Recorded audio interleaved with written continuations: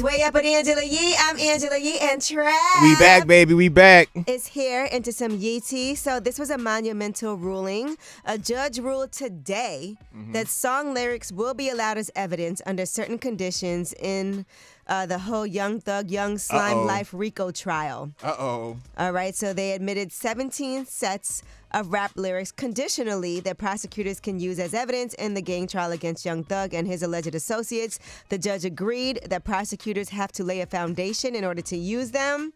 And there were arguments from both sides yesterday. Young Thug's attorney argued that the rapper's lyrics are art. That's what Kevin Liles has been saying.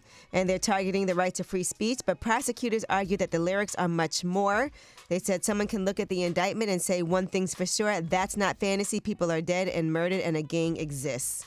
So the judge did conditionally admit, again, 17 sets of rap lyrics that prosecutors can use as evidence in this trial. I'm going to be real with you, Yee. If this man really shot up somebody's mama house and then rapped about it, pinpointing that he shot up somebody's mama house, that's on you, brother. You got to, if that's really what you did and you really did that, I'm not going to be out here screaming free nobody that's out here shooting up mamas and women's houses and stuff, bro. Let's just be real about it. I know people out there going to hear this, be like, oh, free thug, I don't care what you talking about. Like, no. If you're out here shooting up women's houses, yeah, and that goes with social media, things that you post on social media, things that you say. You never know what's going to be used against you. And so, conditionally, this can happen. All right, Nicki Minaj is on the cover of Vogue magazine. And in this article, she talks about a lot of different things. Of course, Pink Friday 2, her new album's out in December.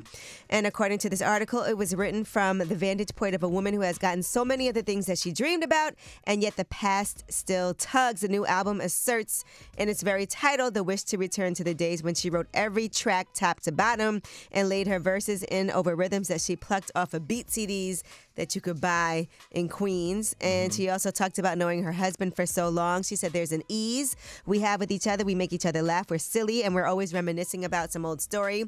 If it was a guy that I met as Nicki Minaj, I think I'd feel like they liked me because I'm Nicki Minaj. And what if I don't look like Nicki Minaj every day? And that, combined with pregnancy, would probably have made me crazy. All right.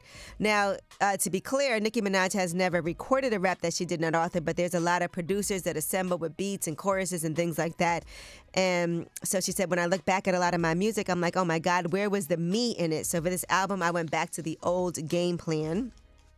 Another thing that she talked about was waiting tables, getting fired from 3 separate Red Lobsters for discourteous treatment of customers, and working as an office manager. She did an interview with Vogue, 73 questions with Vogue, and here's what she had to say about misconceptions about Nicki Minaj. What is the biggest misconception about you? That I'm mean.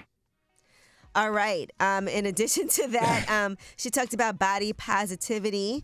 And she said, I just looked at a video that I posted on Instagram when I was 25, and I would effing pay to look like that right now. But today I can say that I'm at peace with who I am and how I look. I have to say this as a black woman, though. I've made certain choices for my son to not give him sweets and candy and juices because of illnesses like diabetes that run in our community. I'm not in favor of body positivity if it means unhealthy bodies.